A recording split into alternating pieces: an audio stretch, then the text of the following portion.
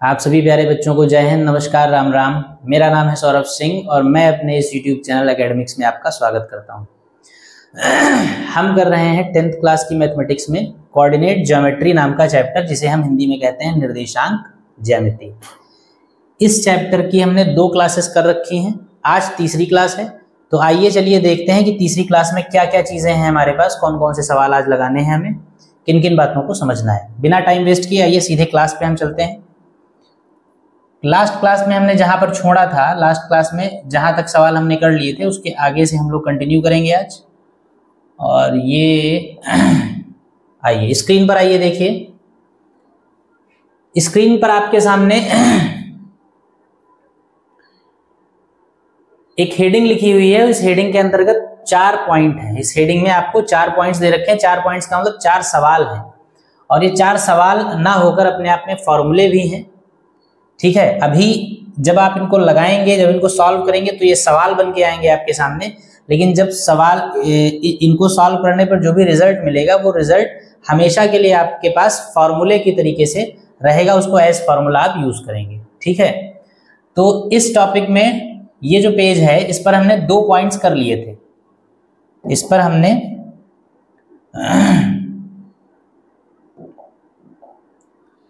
हमने दो पॉइंट्स कर लिए थे। बिंदुओं के बीच की दूरी सदैव धनात्मक होती, ये बात आपको बताई जा चुकी थी। यानी कि अगर कोई 2 पॉइंट्स हैं, इन 2 पॉइंट्स के बीच का अगर आप डिस्टेंस लेते हैं, डिस्टेंस निकालते हैं, तो वो चाहे कोऑर्डिनेट ज्योमेट्री हो या मेंसुरेशन हो, कहीं पर भी हो, अगर 2 बिंदुओं के बीच की दूरी आप निकालेंगे तो वो दूरी हमेशा पॉजिटिव ही रहेगी, दूरी नेगेटिव नहीं हो सकती है। तो कोऑर्डिनेट जो नियम दूरी पर लागू होता है, वो कोऑर्डिनेट्स में भी लागू होता है कि बिंदुओं के बीच का डिस्टेंस, अगर दूरी अगर आप लेंगे तो वो हमेशा कैसी रहेगी, पॉजिटिव रहेगी। दूसरी बात आपने लिखी थी कि बिंदु पी एक्स कॉमा वाई, यानी कोई एक पॉइंट है, पी का मतलब कुछ भी हमने मान लिया, एक्स कॉमा वाई, और जो भी बिंदु होता है, जब कोई पॉइंट आप लेते हैं वो तो समथिंग कॉमा समथिंग। पॉइंट जो होता है वो कोऑर्डिनेट्स के फॉर्म में होता है, यानी निर्देशांकों के रूप में होता है। निर्देशांकों के रूप में यानी कोऑर्डिनेट्स के फॉर्म में होने का मतलब ये है कि एक्स एक्सिस पे कुछ डिस्टेंस चली जाएगी और वाई एक्सिस पे कुछ डिस्टेंस चली जाएगी उस पॉइंट पर पहुंचने के लिए। दोनों ही डिस्टेंसेस को कॉमा करके लिखेंगे तब उस पॉइंट का कोऑर्डिनेट मिलेगा वो। तो यानी पॉइंट जो होता है वो समथिंग कॉमा समथिंग टाइप में होता है, यानी एक्स कॉमा वाई टाइप में होता है। एक पॉइंट अगर एक्स कॉमा वाई लिया गया है और आपसे कहा जाए कि इस पॉइंट की ओरिजिन पॉइंट यानी मूल बिंदु से दूरी बताइए क्या होती है, तो एक पॉइंट आपका P है। इस चीज को हमने पिछली क्लास में किया था, लेकिन एक बार फिर से ले रहे हैं।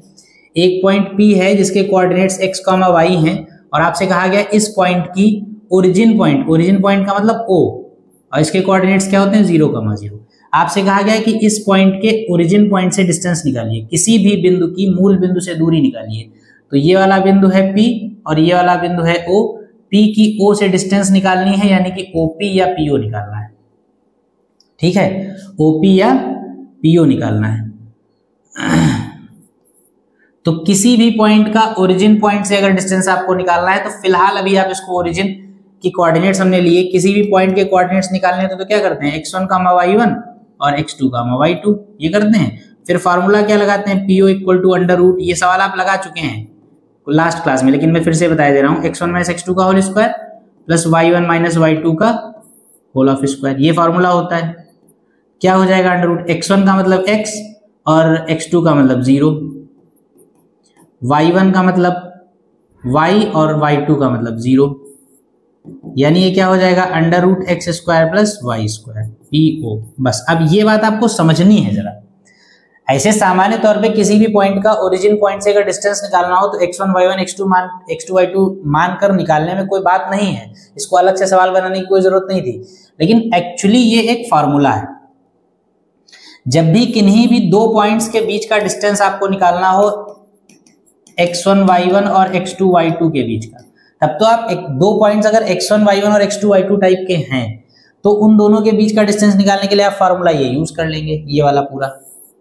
लेकिन अगर इन दोनों पॉइंट्स में से एक ओरिजिन हो, कभी भी 2 बिंदुओं के बीच की दूरी निकालनी हो और उन दोनों बिंदुओं में से एक जो हो वो क्या हो, एक मूल बिंदु हो, यानी कि ओरिजिन पॉइंट हो।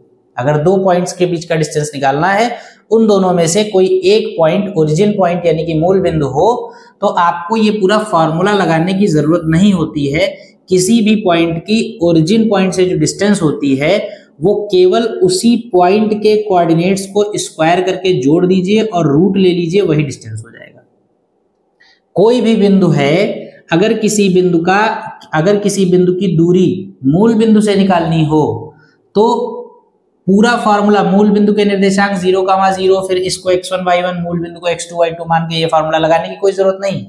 अगर किसी भी बिंदु जिसके निर्देशांक x, y जैसे हों, इस बिंदु की दूरी अगर ओरिजिन पॉइंट यानी कि मूल बिंदु से निकालनी है तो इस डिस्टेंस को निकालने के लिए आप क्या करेंगे, अंडर रूट लेंगे और बस जिस पॉइंट की दूरी मूल बिंदु से निकालनी है उसी पॉइंट के कोऑर्डिनेट्स को स्क्वायर करके जोड़ दीजिए, x का स्क्वायर कर दीजिए, y स्क्वायर कर दीजिए, जोड़ दीजिए और इसका रूट ले लीजिए, यही आपका डिस्टेंस हो जाएगा P का ओरिजिन से। जैसे मान लीजिए कोई पॉइंट आपको a, b दिया हुआ है और आपसे कहा जाए इस a, b की ओरिजिन से डिस्टेंस निकालिए, डिस्टेंस फ्रॉम ओरिजिन यानी कि मूल बिंदु से दूरी निकालिए।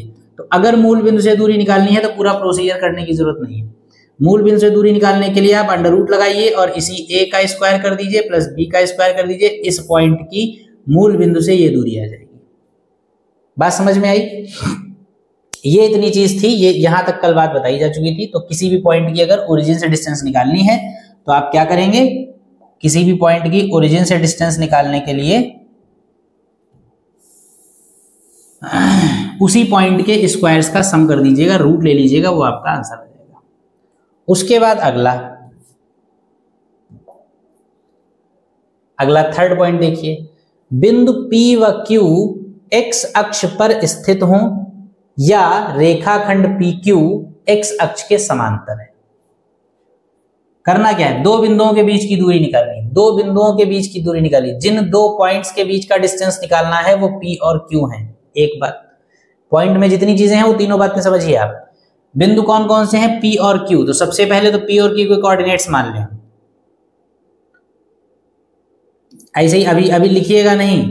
P के कोऑर्डिनेट्स हमने मान लिए x1, y1 और Q के कोऑर्डिनेट्स मान लिए हमने x2, y2, क्योंकि इनके बीच का डिस्टेंस हमको निकालना है।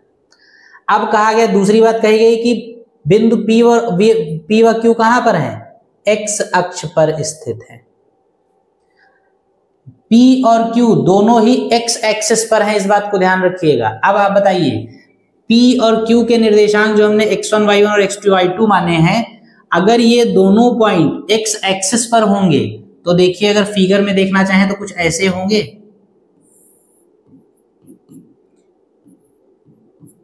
दोनों ही पॉइंट P और Q दोनों x अक्ष पे हैं, दोनों x अक्ष में है तो यानी मान लीजिए P यहां पर है और Q मान लीजिए यहां पर है। सपोज दैट दोनों x एक्सिस पे हो गए।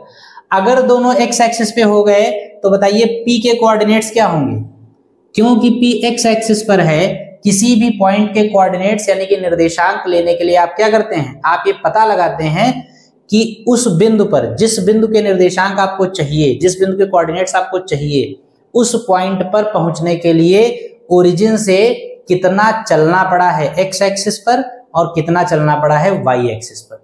जितना x एक्सिस पे चलना पड़ेगा वो x की जगह पर रखा जाएगा और जितना y एक्सिस पे चलना पड़ेगा वो y की जगह पे रखा जाएगा। अब वो समथिंग कॉमा समथिंग आपका कोऑर्डिनेट बनेगा। बिंदु P पर पहुंचने के लिए पॉइंट O से x अक्ष पर यहां से लेके O से लेके P तक की डिस्टेंस चलनी पड़ी, जिसको हमने x मान लिया। लेकिन P पर पहुंचने के लिए y पर कितना चलना पड़ा, कुछ नहीं, क्योंकि P x एक्सिस पर ही है। तो जब P x अक्ष पर ही है तो y पर तो कुछ नहीं चलना पड़ा, तो यानी y की जगह क्या रखेंगे, 0।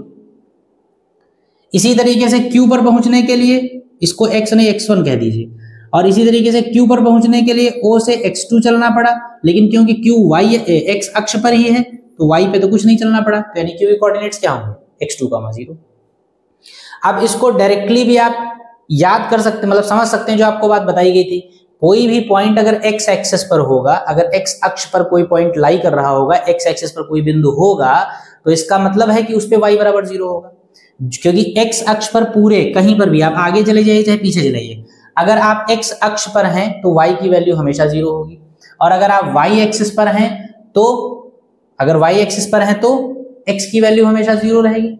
y एक्सिस पे केवल y का मान मिलेगा, x 0 रहेगा। x एक्सिस पे केवल x का मान मिलेगा, y 0 रहेगा। क्योंकि हमारे दोनों पॉइंट P और Q सवाल में कहा गया कि x अक्ष पर स्थित हैं, तो इसलिए p के कोऑर्डिनेट्स और q के कोऑर्डिनेट्स दोनों में ही, क्योंकि ये x अक्ष पर स्थित हैं इसलिए दोनों में ही y हमेशा 0 रहेगा, x की कुछ ना कुछ वैल्यू होगी। इसलिए जो हमने कोऑर्डिनेट्स माने हैं उन कोऑर्डिनेट्स में क्या परिवर्तन करना पड़ेगा, p जो है वो x1, 0 होगा और q जो है वो x2, 0 होगा। अगर x अक्ष पर स्थित हैं तो p और q के निर्देशांक कितने होंगे। अब ऐसी स्थिति में हम p और q के बीच की दूरी निकालेंगे, इसकी बात बाद में करेंगे।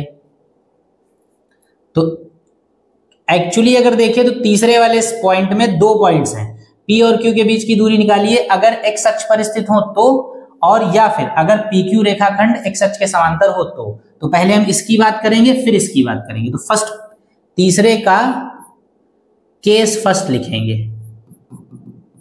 केस फर्स्ट क्या है, यदि P तथा Q x एक्सिस पर हों तो P के निर्देशांक कितने, Q के निर्देशांक कितने, चित्र वाला बना लीजिएगा। इसलिए PQ कितना आ जाएगा, डिस्टेंस अंडर रूट फार्मूला होता है x1 माइनस x2 का whole square plus y1 minus y2 का होल स्क्वायर। ये x1 y1 हो गया, x2 y2 हो गया। x1 का मतलब x1 y और x2 का मतलब x2 का मतलब x2 plus y1 minus y2 का होल स्क्वायर यानी कि 0 माइनस 0 का whole square. x1 minus x2 का होल स्क्वायर रूट हट जाएगा, PQ x1 माइनस x2 यही बचेगा। लेकिन बिल्कुल ठीक आंसर लिखने के लिए आप x1 माइनस x2 की जगह पर क्या लिख देंगे, मॉड x1 माइनस x2 लिखिए। मॉड इसलिए लिख दिया क्योंकि हमने P और Q को मान लिया है, P यहाँ पर है, Q यहाँ पर है। हो सकता है P आगे होता, Q पीछे होता, ऐसा भी हो सकता था।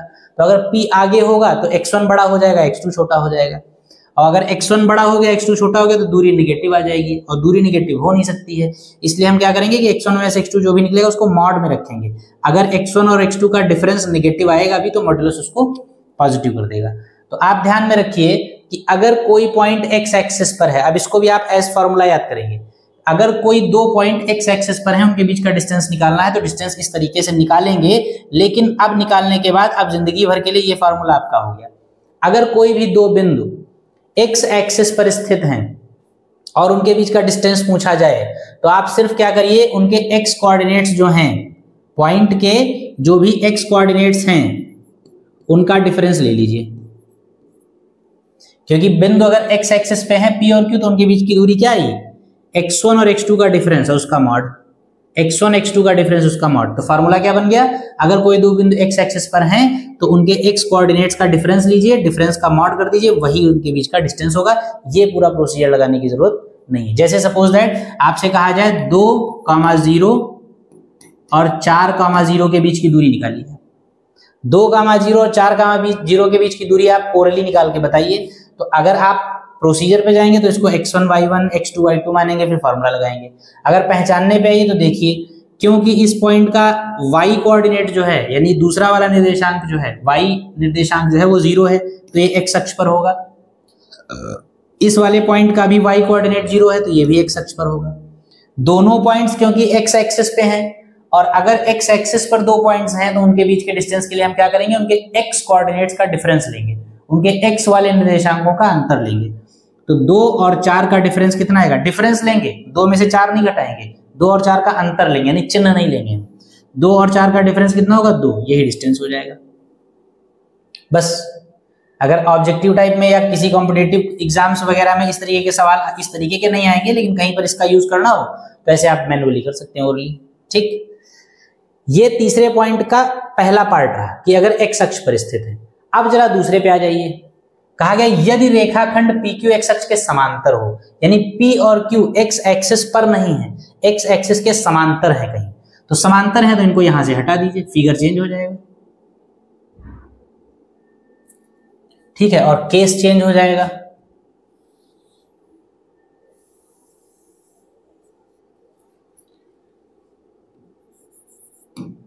तीसरे का केस सेकंड क्या होगा, PQ पैरेलल है x एक्सिस की। PQ जो है रेखाखंड वो x अक्ष के समांतर है। तो x अक्ष के समांतर अगर होगा तो कैसा होगा, ऐसा कुछ होगा,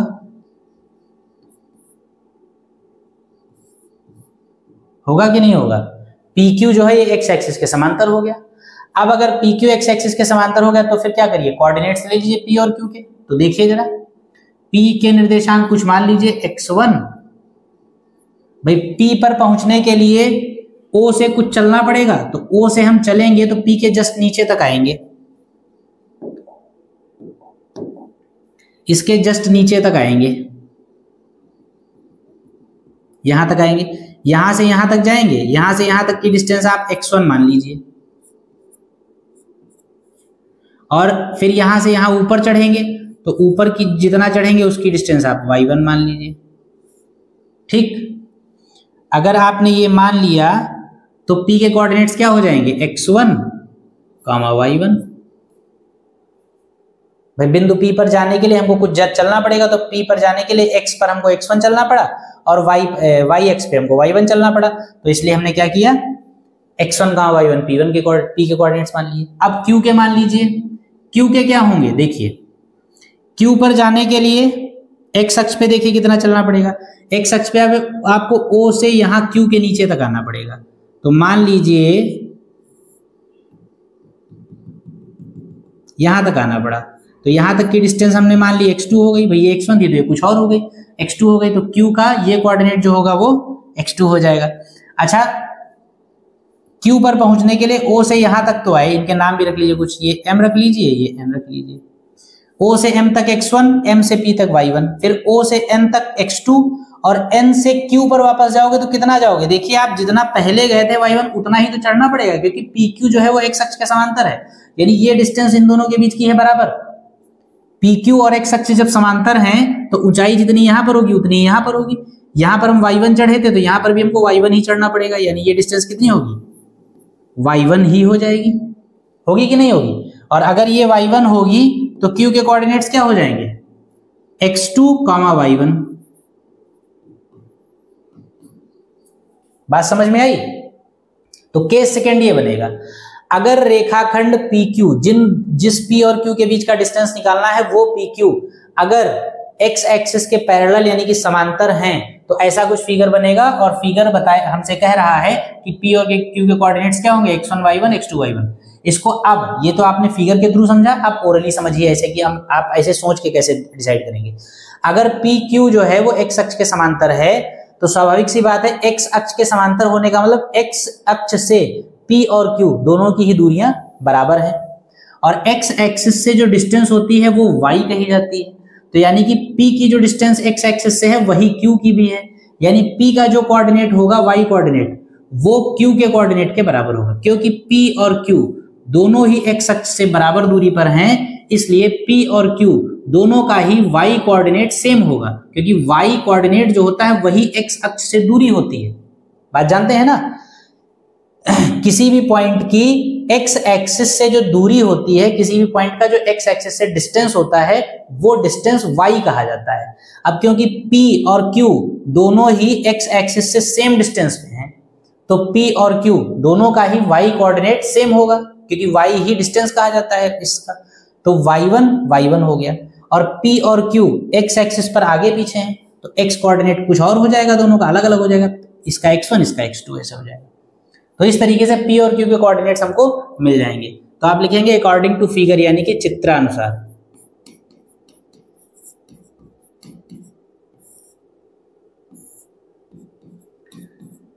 P के कोऑर्डिनेट्स लिख लीजिए, कितने हैं, x1, y1, और Q के कोऑर्डिनेट्स लिख लीजिए x2, y1 ही रहेगा। अब फार्मूला ऑपरेट कर लीजिए। फार्मूला होता है PQ equal to x1 minus x2 का होल स्क्वायर और प्लस y1 माइनस y2 का होल स्क्वायर।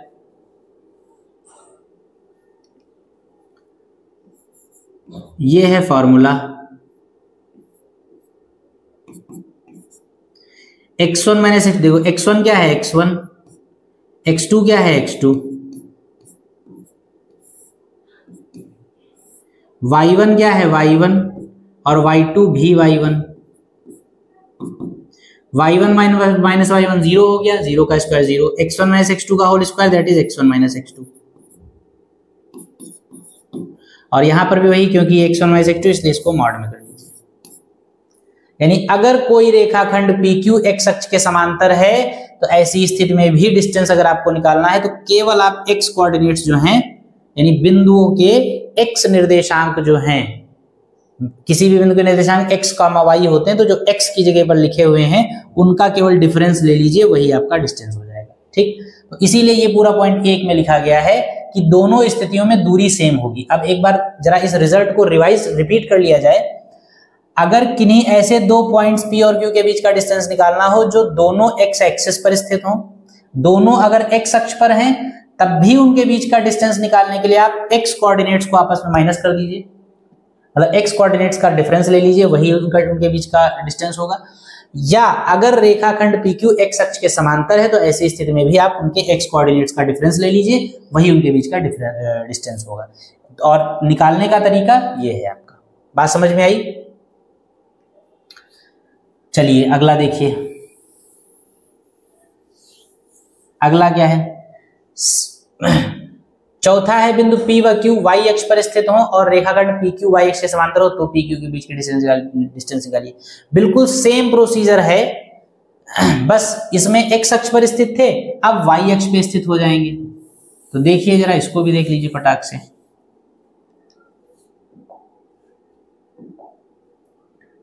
देखिए ये आपका हो गया y एक्सिस, ये हो गया x एक्सिस। बिंदु P व Q के बीच का दूरी निकालिए। अगर ये बिंदु किस पे स्थित है? y अक्ष पर स्थित है, तो y अक्ष पे दो पॉइंट्स मान लीजिए। ये आपका P हो गया, P के कोऑर्डिनेट्स आपके क्या हो गए? अच्छा, P हो गया और ये आपका Q हो गया। तो क्योंकि P और Q y अक्ष पे, अब सारी कहानी वही है तो बार बार रिपीट करने कोई मतलब नहीं। जैसे x अक्ष पे y जीरो होता था वैसे y अक्ष पे x जीरो हो जाएगा। तो P के निर्देशांक क्या होंगे? P क्योंकि y अक्ष पे है तो y अक्ष पे x की वैल्यू होती जीरो, और P पर जाने के लिए कुछ चलना पड़ेगा तो इसको y1 मान लिया। Q के निर्देशांक x जीरो होगा और y पे कुछ चलना पड़ेगा तो इसको y2 मान लिया। तो PQ के बीच की दूरी यानी कि ये वाली दूरी निकालने के लिए P के कोऑर्डिनेट्स पता है, Q के कोऑर्डिनेट्स पता है। तो फिर से वही, यदि P व Q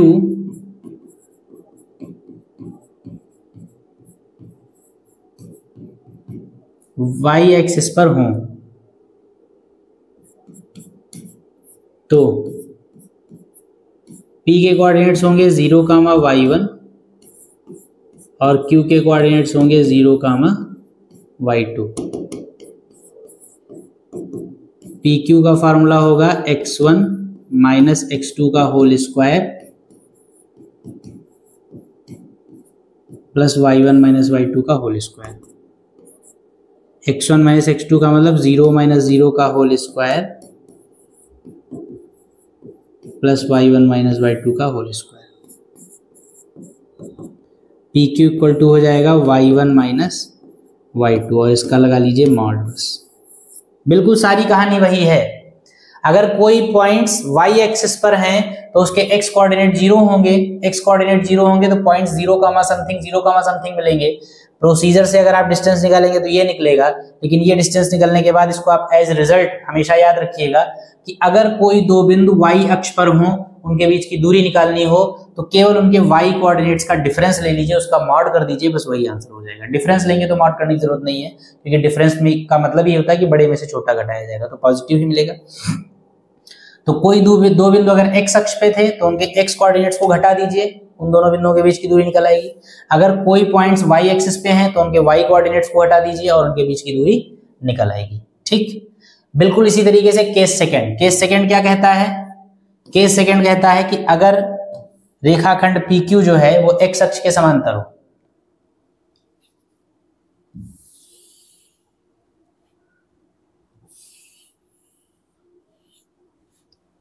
केस सेकंड क्या कहता है?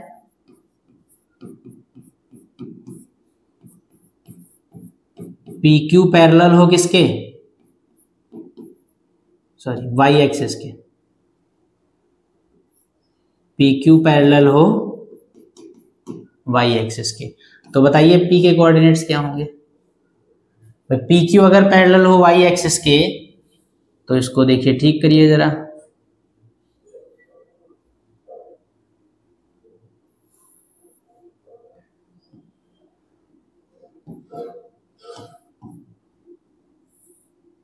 पी क्यू वाई एक्स के समांतर हो गया। पी क्यू अगर वाई एक्स के समांतर हो गया तो P पर अगर इसके निर्देशांक आपको लेने हो तो P पर जाने के लिए आपको यहां से x एक्सिस से कुछ चलना पड़ेगा। x एक्सिस से जो भी चलना पड़ेगा वो हमने क्या मान लिया, P पर जाने के लिए ये O है, P पर जाने के लिए x एक्सिस पर हमने मान लिया x1 चलना पड़ेगा। तो यहां तक आना पड़ेगा, इसके बाद ऊपर चढ़ेंगे तो x1 चलना पड़ेगा और फिर P पर जाने के लिए y पे भी कुछ चलना पड़ेगा। तो y पे हमने मान लिया y1 जाना पड़ेगा यहां से लेके यहां तक। तो P के कोऑर्डिनेट्स क्या हो जाएंगे, x1, y1। फिर उसके बाद Q पर जाने के लिए फिर से उसको x1 ही चलना पड़ेगा और x1 के बाद y एक्सिस पे कुछ और चलना पड़ेगा, ज्यादा ऊंचाई चढ़नी पड़ेगी, y2 चलना पड़ेगा। तो Q के कोऑर्डिनेट्स क्या हो जाएंगे, x1, y2 हो जाएंगे।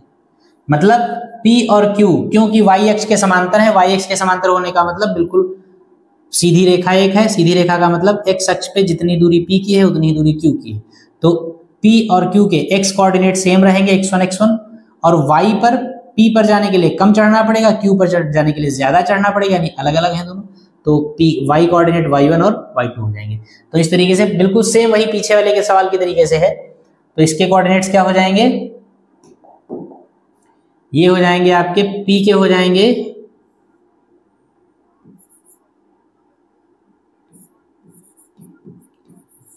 x1, y1 और Q के हो जाएंगे x1, y2।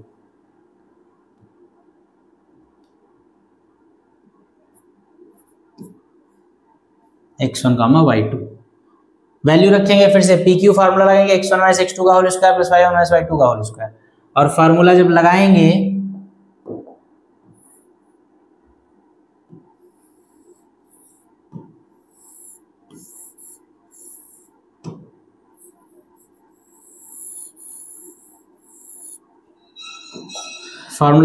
तो क्या हो जाएगा, under root x1 minus x2 का मतलब x1 माइनस x1 का होल स्क्वायर और प्लस y1 माइनस y2 वैसे ही रहेगा।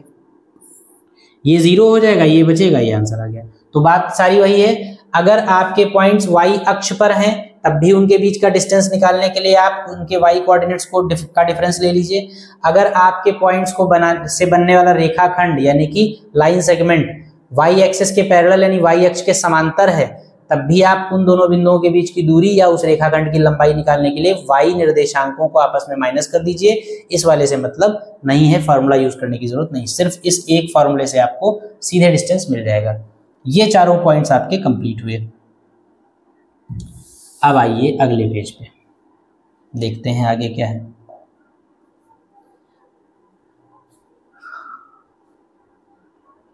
देखिए अगले पेज पे जो है कुछ सवाल नहीं है, आगे एक्सरसाइज में आने वाले कुछ सवाल हैं जो आपको लगाने हैं। उनके लिए कुछ बातें हैं महत्वपूर्ण जो आपको जाननी जरूरी है कि अगर सवाल आएगा, अगर कोई क्वेश्चन होगा तो उस क्वेश्चन को सॉल्व करने के लिए हमको किस तरफ सोचना है, क्या क्या चीजें हमको पहले से मालूम होनी चाहिए। ठीक है, तो वो है, देख लीजिए कुछ इंपॉर्टेंट फैक्ट्स हैं ज्योमेट्रिकल शेप्स के लिए, क्योंकि आगे जो सवाल हैं पढ़ रहे हैं आप कोऑर्डिनेट, लेकिन इस कोऑर्डिनेट्स में आपको ज्योमेट्री के फिगर्स, ज्योमेट्री के शेप्स वगैरह मिलेंगे। तो उन पर आपको कुछ चीजें सॉल्व करनी होगी, कुछ सवाल लगाने होंगे। तो उनमें क्या क्या चीजें यूज हो सकती हैं ज्योमेट्रिक, मतलब उन शेप्स की क्या क्या ज्योमेट्रिकल प्रॉपर्टीज यूज हो सकती हैं, वो आपको यहाँ पे बताया गया। देखिए क्या क्या चीजें। सबसे पहले कहा गया एक वर्ग के लिए उसकी चारों भुजाओं तथा उसके दोनों विकर्णों को समान सिद्ध कीजिए। देखिए सवाल कैसे होंगे भी आपको आगे पता चलेगा। जैसे कैसे होंगे मैं थोड़ा सा रफली आपको बताता हूं। जैसे होगा क्या, आपसे कहा जाए आपको 4 पॉइंट्स दिए गए होंगे P, आपको 4 पॉइंट्स दिए गए होंगे A B C D, एक क्वेश्चन दिया जाएगा, उस क्वेश्चन में 4 पॉइंट्स होंगे, इनके कुछ ना कुछ कोऑर्डिनेट्स होंगे, कुछ निर्देशांक होंगे, something comma something, something comma something, something comma something, something comma something, यानी 1,2, 3,5, 7,8 कुछ भी होंगे। 4 बिंदु अगर आपको दे रखे हों, 4 पॉइंट्स अगर आपको दे रखे हों, तो इन 4 पॉइंट्स से क्या क्या प्रूव करवाया जा सकता है आपसे, ये आपको क्या क्या प्रूव करवाया जा सकता है। आपसे कहा जाएगा कि ए बी सी डी इन 4 बिंदुओं से सिद्ध कीजिए कि एक वर्ग बनता है। Prove that these points forms a square. ठीक है, सिद्ध करना होगा कि इन 4 बिंदुओं से एक वर्ग बनेगा।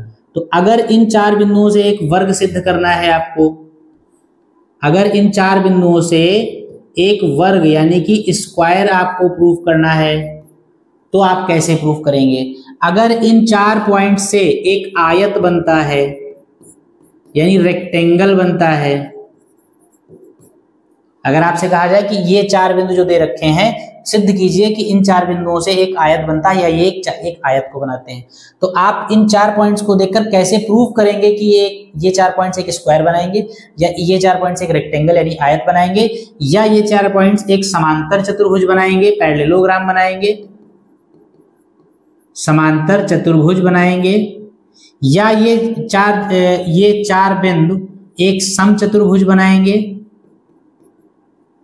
ठीक है, या फिर ये 4 बिंदु और क्या क्या बना सकते हैं, मतलब जितनी भी चीजें पॉसिबल हैं वो सारी चीजें आपको इसमें बताई गई। अगर 4 बिंदुओं से वर्ग पूछा जाए, आयत पूछा जाए, समांतर चतुर्भुज पूछा जाए या समचतुर्भुज पूछा जाए, तो आप कैसे प्रूव करेंगे कि ये 4 पॉइंट्स इसको इसको इसको या इसको बनाते हैं। उसी पर आधारित ये पॉइंट्स है। पहला देखिए, एक वर्ग के लिए उसकी चारों भुजाओं तथा उसके दोनों विकर्णों को समान सिद्ध कीजिए। अगर 4 पॉइंट्स देकर आपसे कहा जाए कि आप सिद्ध कीजिए कि ये चारों बिंदु मिलकर एक वर्ग बनाते हैं, तो आप क्या करेंगे? एक ऐसे कोई रफ पे एक फिगर बना लेंगे और इसका नाम रख देंगे ABCD। अभी हम नहीं जानते हैं कि ABCD वर्ग है या नहीं है, सिर्फ एक ऐसे ही चतुर्भुज बना लिया। ठीक है, इसके कुछ ना कुछ कोऑर्डिनेट्स होंगे, समझ लीजिएगा। अगर इन चारों पॉइंट्स को यूज करना सीख गए तो सवाल बहुत आसान हो जाएंगे। इन चारों ABCD चारों बिंदुओं के कोऑर्डिनेट्स निर्देशांक होंगे आपके पास। उन निर्देशांकों से आपको प्रूफ करना है कि ये चारों बिंदु मिलकर एक वर्ग बनाते हैं। तो वर्ग बनाने के लिए आपको इन चारों बिंदुओं से मिलकर बनने वाली जो भी आकृति है उसकी चारों भुजाएं बराबर प्रूफ करनी होंगी।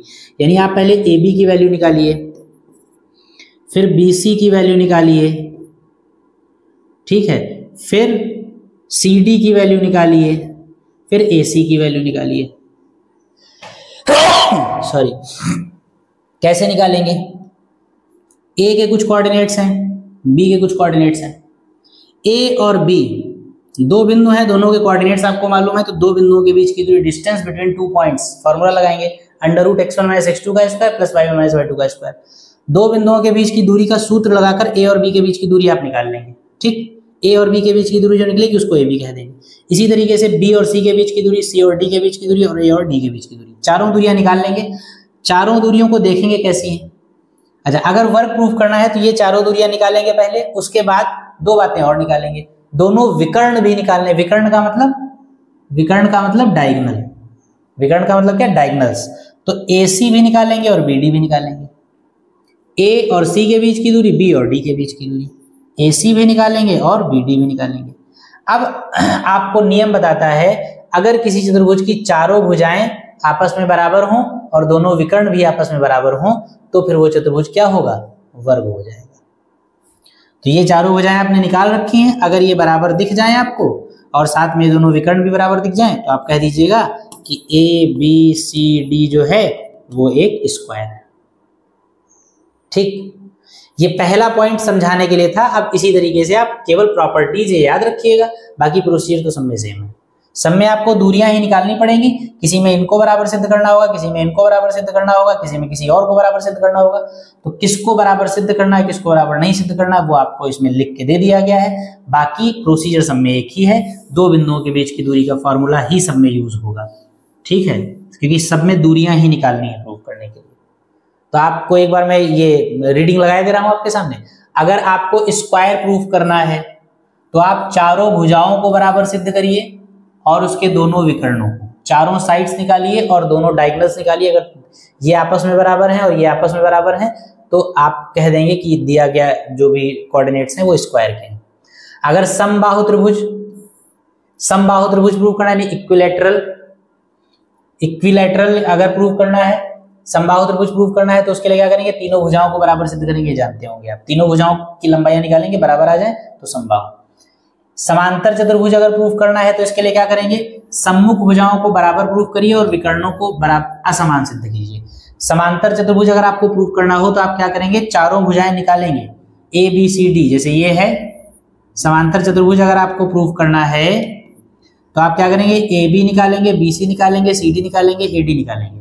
फिर उसके बाद देखेंगे कि ए बी जो है वो सी डी के बराबर होना चाहिए और AD जो है वो BC के, मतलब ये आपस में बराबर हो, ये आपस में बराबर हो, एक बात।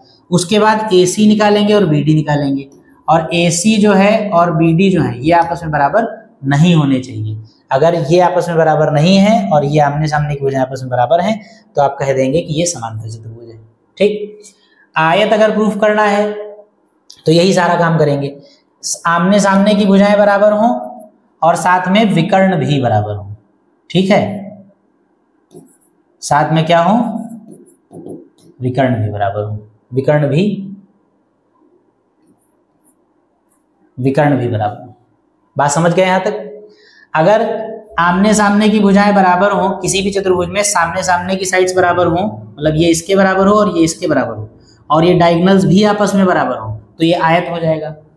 इसके अलावा अगर सामने की भुजाएं बराबर हो, ये इसके बराबर ये इसके बराबर, लेकिन डायगोनल सेम ना हो तो ये समांतर चतुर्भुज यानी पैरेललोग्राम हो जाएगा। तो ये हो गया, ये हो गया, ये हो गया, ये हो गया। तीन बिंदुओं को संरेख दिखाने के लिए प्रथम दो बिंदु था, दूसरे बिंदुओं के बीच की दूरियों के योग को उसके प्रथम व तृतीय बिंदुओं के योग के बराबर सिद्ध कीजिए। देखिए, अगर 3 पॉइंट्स हों उनको संरेख दिखाना हो, देखिए 3 बिंदुओं को संरेख दिखाने के लिए इससे अच्छा तरीका आपको आगे मिल जाएगा अगली एक्सरसाइज में, जहां पर आपको एरिया ऑफ ट्रायंगल निकालना सिखाया जाएगा। लेकिन मान लीजिए अभी अगर आपसे पूछा जाए कि 3 बिंदुओं को संरेख कैसे प्रूव करेंगे, तो 3 पॉइंट्स आपको दे रखे हैं ए, बी और सी। अगर आपको इनको संरेख का मतलब है कोलिनियर, यानी एक लाइन में हो, तीनों पॉइंट्स एक लाइन में हो, अगर ऐसा प्रूव करना हो तो आगे जब आप एरिया ऑफ ट्रायंगल पढ़ेंगे तो एरिया ऑफ ट्रायंगल में आपको पढ़ाया जाएगा कि किसी भी ट्रायंगल का एरिया निकालिए, अगर 0 आ जाए, किसी भी ट्रायंगल का एरिया निकालिए अगर वो 0 आ जाए तो कह देंगे कि तीनों पॉइंट्स जो है वो कोलिनियर यानी कि संरेख हैं, यानी कि एक ही रेखा में हैं। क्योंकि किसी भी त्रिभुज का क्षेत्रफल 0 होने का मतलब ही है कि बिंदु तो 3 है लेकिन त्रिभुज नहीं बन रहा है, और 3 बिंदुओं से अगर त्रिभुज नहीं बन रहा है तो एक ही कंडीशन है कि तीनों बिंदु एक ही लाइन में। तो अगर किसी त्रिभुज का क्षेत्रफल निकालने वो 0 आ जाए तो कह देंगे कि तीनों बिंदु संरेख हैं। लेकिन अभी एरिया ऑफ ट्रायंगल आपको नहीं बताया गया है, तो दूसरे मेथड से भी आप सीख लीजिए कि बिना एरिया निकाले कैसे आप प्रूव करेंगे कि तीनों बिंदु संरेख हैं। 3 बिंदुओं को संरेख प्रूव करने के लिए ए एक पॉइंट है, बी एक पॉइंट है, सी तीसरा पॉइंट है। आप ए और बी के बीच की डिस्टेंस निकालिए, बी और सी के बीच की डिस्टेंस निकालिए, दोनों डिस्टेंसेस को जोड़ दीजिए। ठीक, ए और बी के बीच की डिस्टेंस निकालिए जिसको आप ए बी कहेंगे, बी और सी के बीच की डिस्टेंस निकालिए जिसको आप बी सी कहेंगे, और फिर ए और सी के बीच की डिस्टेंस भी निकाल लीजिए।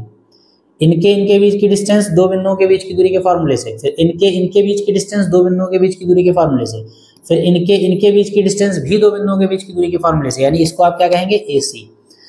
ए बी और बी सी को आप जोड़िए, ए बी और बी सी को जोड़ने पर अगर ए सी मिल जाए तो इसका मतलब क्या है, ए बी सी तीनों एक ही लाइन में। भाई ए बी और बी सी का जोड़ अगर ए सी के बराबर हो रहा है तो एक ही कंडीशन है, A B plus B C equal to A C तभी होगा जब तीनों एक ही लाइन में होंगे, अदरवाइज नहीं हो सकता है। अगर क्यों नहीं हो सकता इसको भी देख लीजिए, जैसे ये एक पॉइंट ए है, ये एक पॉइंट बी है, और मान लीजिए सपोज दैट सी इस लाइन में ना होकर थोड़ा सा हटके यहाँ पर है। अगर थोड़ा सा हटके यहाँ पर है तो फिर ये ऐसे बनेगा कि नहीं बनेगा।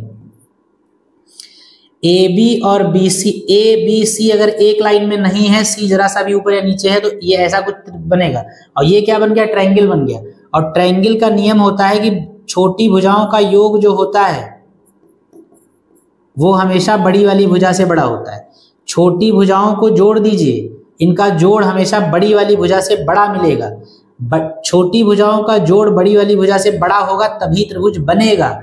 अगर छोटी वाली भुजाओं का योग बड़ी वाली भुजा से बड़ा नहीं है तो ट्रायंगल बन ही नहीं सकता। अगर इनका योगफल बड़ा ना होकर बराबर हो जाए तो इसका मतलब ये है कि ट्रायंगल नहीं बनेगा। और ट्रायंगल एक ही कंडीशन में नहीं बनेगा, जब सी जो है वो ए बी वाली लाइन के ना तो ऊपर होना नीचे, जरा सा भी ऊपर जाएगा ट्रायंगल बन जाएगा, मतलब जुड़ जाएगा त्रिभुज बन जाएगा, जरा सा नीचे जाएगा त्रिभुज बन जाएगा। तो अगर इनका जोड़ AC के बराबर है तो त्रिभुज नहीं बन रहा है इसका मतलब, और ना बनने का मतलब ही है कि AC वहां ना होकर C यहां है। तो AB प्लस BC जब आप करेंगे तो आपको AC मिलेगा। अगर AB प्लस BC करने पर AC मिलता है, दो भुजाओं का योग तीसरी भुजा के बराबर है, तो इसका मतलब है त्रिभुज नहीं बनेगा। त्रिभुज ना बनने का मतलब है तीनों बिंदु एक ही रेखा में। तो इसीलिए हम क्या करते हैं, AB और BC की दूरी निकालेंगे, फिर AC की दूरी निकालेंगे।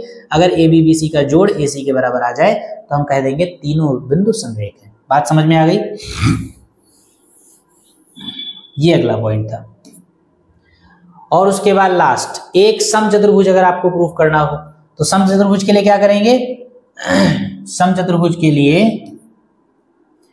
चारों भुजाएं निकालेंगे। चारों भुजाएं बराबर आनी चाहिए लेकिन विकर्ण असमान आनी चाहिए। देखिए इसको ऐसे समझ लीजिए, आप पहले पॉइंट को लास्ट पॉइंट के साथ समझिए, पहला और लास्ट एक साथ समझिए।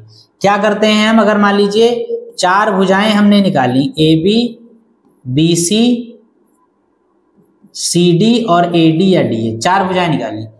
अगर ये चारों भुजाएं बराबर आ गई तो जिस आकृति की चार भुजाएं हैं उस आकृति के लिए दो पॉसिबिलिटीज हैं। अगर चारों भुजाएं आ गई तो फिर ये वर्ग भी हो सकता है और समचतुर्भुज भी हो सकता है, क्योंकि वर्ग की चारों भुजाएं भी बराबर होती हैं। वर्ग की चारों भुजाएं भी बराबर होती हैं, समचतुर्भुज की भी चारों भुजाएं बराबर होती हैं। तो अगर किसी आकृति में चारों भुजाएं बराबर आ गई, अगर किसी आकृति में चारों भुजाएं बराबर आ गई तो ऐसी स्थिति में क्या होगा, ये वर्ग भी हो सकता है, समचतुर्भुज भी हो सकता है। तो अब स्क्वायर हो मतलब वर्ग हो या समचतुर्भुज हो, कैसे पता लगाएं? तो इसके लिए हम निकालते हैं डायगोनल्स। इसके चारों भुजाएं अगर बराबर आ जाएं तो वर्ग या समचतुर्भुज में कंफ्यूजन ना हो, इसके लिए हम क्या करते हैं, इसके विकर्ण निकालते हैं। विकर्ण AC और BD निकालेंगे, AC और BD निकालेंगे। अगर विकर्ण बराबर आ गए, चारों भुजाओं के साथ साथ अगर विकर्ण भी बराबर आ गए तो वर्ग होगा, और चारों भुजाएं बराबर हों लेकिन विकर्ण बराबर ना आए तो समचतुर्भुज होगा। ठीक, इसी तरीके से आयत और समांतर चतुर्भुज होते हैं। अगर चारों भुजाएं बराबर आ जाएं, चारों भुजाएं बराबर, अगर आमने सामने की भुजाएं AB और CD बराबर हो और AD और BC बराबर हो, अगर आमने सामने की भुजाएं बराबर आ जाएं तो विकर्ण निकालिए, क्योंकि आमने सामने की भुजाएं अगर बराबर हैं तो आयत भी हो सकता है और समांतर चतुर्भुज भी हो सकता है। क्या होगा दोनों में से, ये विकर्ण डिसाइड करेंगे। आमने सामने की भुजाएं बराबर हैं, दोनों विकर्ण निकालिए। अगर विकर्ण बराबर आ गए तो आयत, अगर विकर्ण बराबर नहीं आए तो समांतर चतुर्भुज। ठीक, ये प्रॉपर्टीज हैं। इन प्रॉपर्टीज का बहुत यूज होने वाला है आगे, बहुत सारे सवाल हैं भी आगे आपके पास इस तरीके के लगाने के लिए। इसलिए ये चीजें आपको पहले बता दी गई कि अगर वर्ग प्रूफ करना हो तो क्या सिद्ध करना होगा, समबाहु त्रिभुज, समांतर चतुर्भुज, कुछ भी प्रूफ करना हो तो क्या आपको सिद्ध करना होगा, ये चीजें आपको इसमें बता दी गई। ठीक, अब आते हैं हम सवालों पर। देख लीजिए कितनी हुई क्लास।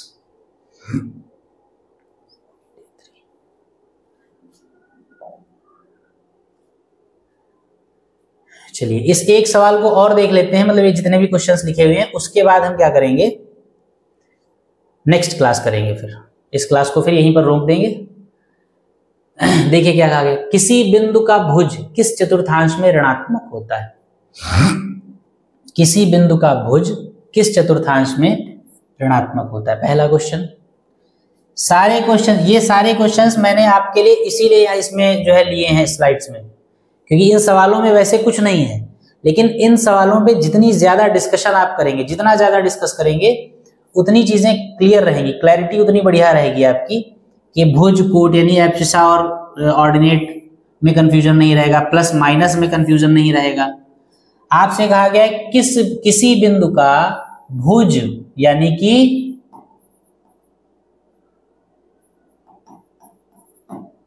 एब्सिसा किस चतुर्थांश में ऋणात्मक होता है। भुज का मतलब क्या है, एब्सिसा का मतलब क्या है, एक्स कोऑर्डिनेट। भुज का मतलब क्या होता है, आपको बताया गया था, किसी भी पॉइंट के कोऑर्डिनेट्स अगर x, y हैं तो उसमें x जो होगा वो भुज होगा और y जो होगा वो कोटि होगा यानी ऑर्डिनेट होगा। ये ऑर्डिनेट, ये एब्सिसा। हमसे भुज की बात की जा रही, कहा गया 4 चतुर्थांश होते हैं, बताइए कौन कौन से चतुर्थांश में भुज ऋणात्मक यानी कि नेगेटिव होगा। तो देख लीजिए, आप क्या करें, सारे चतुर्थांशों में खड़े होकर देख लीजिए, वहां खड़े होकर देखिए, वहां पर पहुंचने के लिए एक्स एक्सिस पे आपको पॉजिटिव चलना पड़ रहा है, नेगेटिव चलना पड़ रहा है। पहले चतुर्थांश में, पहले इस चतुर्थांश में कहीं पर भी अगर आप हो, मान लीजिए सपोज दैट यहां पर है, यहां पर पहुंचने के लिए आपको एक्स एक्सिस वाली डिस्टेंस जो है वो दाहिनी तरफ चलनी पड़ेगी या बाईं तरफ चलनी पड़ेगी। अगर दाहिनी तरफ जाएंगे तो पॉजिटिव, बाईं तरफ जाएंगे तो नेगेटिव। तो इसमें पहुंचने के लिए तो दाईं तरफ जाना पड़ेगा। दाईं तरफ जाने का मतलब है भुज यानी एक्स आपका पॉजिटिव रहेगा, वाई कैसा रहेगा मालूम नहीं, मतलब कोई जरूरत नहीं। या देख लीजिए, चारों ही चिन्ह परिपाटी जो था उसी वही इसका सॉल्यूशन है। एक्स एक्सिस पे आपको पॉजिटिव चलना पड़ेगा और वाई ऊपर जाने के लिए वाई एक्सिस पर भी आपको पॉजिटिव ही चलना पड़ेगा। तो ये इसके चिन्ह है। सेकेंड क्वाड्रेंट में अगर आप आना चाहते हैं, यहां से सेकेंड क्वाड्रेंट में अगर आना चाहते हैं तो आपको पीछे आना पड़ेगा। पीछे आने के लिए एक्स एक्सिस पे नेगेटिव चलना पड़ेगा और फिर सेकेंड में जाने के लिए वाई एक्सिस पे ऊपर जाना पड़ेगा। ऊपर का मतलब पॉजिटिव जाना पड़ेगा। थर्ड क्वाड्रेंट में आ जाइए, फिर यहां पर खड़े हैं, थर्ड में आना है तो यहां से थर्ड में आने के लिए फिर एक्स एक्सिस पे पीछे आना पड़ेगा, फिर नीचे उतरना पड़ेगा। पीछे का मतलब नेगेटिव, नीचे का मतलब भी नेगेटिव। फिर ऊपर खड़े, चौथे में आप आना चाहते हैं तो चौथे में आने के लिए भाई यहां से यहां आना है आपको, तो यहां से यहां आने के लिए आप पहले आगे जाएंगे फिर नीचे उतरेंगे। तो आगे जाएंगे मतलब पॉजिटिव और नीचे उतरेंगे मतलब नेगेटिव, नीचे उतरेंगे मतलब नेगेटिव। ये फोर्थ क्वाड्रेंट। ये चिन्ह परिपाटी आपको बताई गई थी, साइन कन्वेंशन। तो इसके हिसाब से आप देख लीजिए, इसमें भुज कहाँ कहाँ नेगेटिव, आपसे पूछा गया कौन कौन से चतुर्थांश में भुज नेगेटिव होगा। तो भुज इसमें एक्स इसमें नेगेटिव है, एक्स इसमें नेगेटिव है, बस। तो इसका जवाब क्या हो जाएगा, भुज नेगेटिव होगा सेकंड और थर्ड में। सेकंड में एक्स कोऑर्डिनेट नेगेटिव यानी भुज नेगेटिव, थर्ड में एक्स कोऑर्डिनेट नेगेटिव यानी कि भुज नेगेटिव। अगर आपसे पूछा जाए किसमें किसमें कोटि नेगेटिव होगा, मान लीजिए अगला सवाल है, वो बिंदु इसके दोनों निर्देशांक, इसमें नहीं, किस ये तीसरा वाला देखिए, किस चतुर्थांश में भुज व कोटि, अच्छा नहीं ये भी नहीं, ठीक है। तो अगर पूछ लिया जाए, मान लिया सवाल इसमें नहीं लिखा, मान लिया पूछ लिया जाए कि किस चतुर्थांश में कोटि नेगेटिव होगी, ऑर्डिनेट नेगेटिव होगा, तो ऑर्डिनेट नेगेटिव का मतलब वाई एक्सिस पे आपको नेगेटिव चलना पड़े। चल आप सारा चुके हैं, देख लीजिए। कोट नेगेटिव पूछी जाए तो तीसरे में देखिए कोट नेगेटिव है और चौथे में कोट नेगेटिव है, तो तीसरा चतुर्थांश और चौथा चतुर्थांश जवाब हो जाएगा। अगला क्या, दूसरे में क्या कहा गया है, वो बिंदु जिसके दोनों निर्देशांक धनात्मक हैं किस चतुर्थांश में होगा। अगर किसी पॉइंट के, अगर कोई बिंदु है जिसके दोनों कोऑर्डिनेट्स पॉजिटिव हैं, दोनों कोऑर्डिनेट्स धनात्मक हैं, तो कौन से चतुर्थांश में होगा, दोनों प्लस प्लस हैं, यानी एक्स अक्ष पे भी प्लस, वाई अक्ष पे भी प्लस। एक्स एक्सिस पे प्लस का मतलब दाहिनी तरफ चले, वाई एक्सिस पे प्लस का मतलब ऊपर की तरफ चले, और अगर ये दोनों चालें आप चल देते हैं तो आप पहले चतुर्थांश में पहुंच जाएंगे। तो इसका जवाब क्या है, फर्स्ट क्वाड्रेंट। किस चतुर्थांश में भुज व कोटि अलग अलग चिन्ह के हैं, मतलब कौन कौन से क्वाड्रेंट्स ऐसे हैं, कौन कौन से चतुर्थांश ऐसे हैं जिसमें भुज और कोटि दोनों के चिन्ह अलग अलग है। यानी अगर भुज प्लस होगा तो कोटि माइनस होगा, अगर भुज माइनस होगा तो कोटि प्लस होगा, दोनों सेम साइन के नहीं है। तो इसमें दोनों सेम है, इसमें दोनों सेम है, इसमें दोनों सेम है, दोनों अलग अलग चिन्ह के हमसे पूछा जा रहा है। तो दूसरा और तीसरा, देखिए दूसरा और चौथा, तो इसका जवाब क्या हो जाएगा, दूसरा और चौथा। उसके बाद अगला सवाल आपसे कहा गया है निम्न बिंदुओं के बीच की दूरी बताइए, निम्न बिंदुओं के बीच की दूरी। तो ये इसका एक आप लगा के देख लीजिए, दूरी फार्मूला यूज करेंगे, डिस्टेंस निकालेंगे, बस आ जाएगा आंसर। कई सारे 2 पॉइंट्स लिखे हुए हैं, 2 में आपसे कहा गया है कि इन दोनों बिंदुओं के बीच की दूरी निकाल लीजिए। तो देखिए आसान क्वेश्चन है, पहला फर्स्ट पार्ट हम कर रहे हैं। पहले पॉइंट को P मान लीजिए, -5, इसको आप क्या कह देंगे, x1, y1। दूसरे को Q मान लीजिए 7, -3, इसको आप कह देंगे x2, y2। दोनों बिंदुओं के बीच की दूरी PQ निकालनी है। PQ का फार्मूला होता है x1 - x2 का whole of square plus y1 - y2 का whole square. x1 minus x2 का होल स्क्वायर का मतलब है -5 -7 का whole square. y1 minus y2 का होल स्क्वायर है मतलब 2 माइनस प्लस का 3 का होल स्क्वायर। भाई x1 का मतलब -5, x2 का मतलब 7, -5 -7 प्लस y1 का मतलब 2, फिर माइनस लगाएंगे, फिर y2 का मतलब -3, तो माइनस प्लस। 7 5 12 माइनस का 12, माइनस के 12 का स्क्वायर 144, 3 और 2 5 का स्क्वायर 25,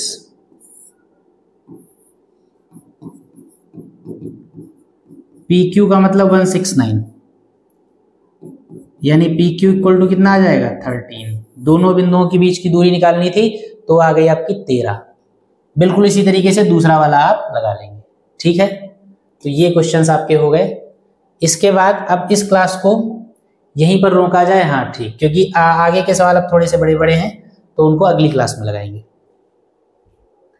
ठीक है तो चलिए ठीक है, इन सवालों का आप रिवीजन करिए और पिछली क्लासेस का भी रिवीजन करिए। आप ऐसा किया करिए, पिछली क्लासेस जो है उनको आप कभी कभी देख लिया करिए, रिपीट कर लिया करिए, ताकि कॉन्सेप्ट जो है वो आपकी बनी रहे। तो इस क्लास को यहीं पर रोका जाता है। इन सवालों को लगाइए, रिवाइज करिए और फिर हम लोग मिलते हैं अगली क्लास में। और अगर क्लास आपके लिए बेनिफिशियल है, मैं हर क्लास में नहीं कह पाता हूँ और कहना भी नहीं चाहता हूँ, लेकिन फिर भी अगर क्लास आपके लिए बेनिफिशियल है, अगर क्लास आपको पसंद आती है तो आप लाइक करिए, सब्सक्राइब करिए, शेयर करिए और लोगों तक पहुंचाइए क्लास। बस यही कहना था। चलिए ठीक, फिर मिलते हैं अगली क्लास में, तब तक के लिए जय हिंद।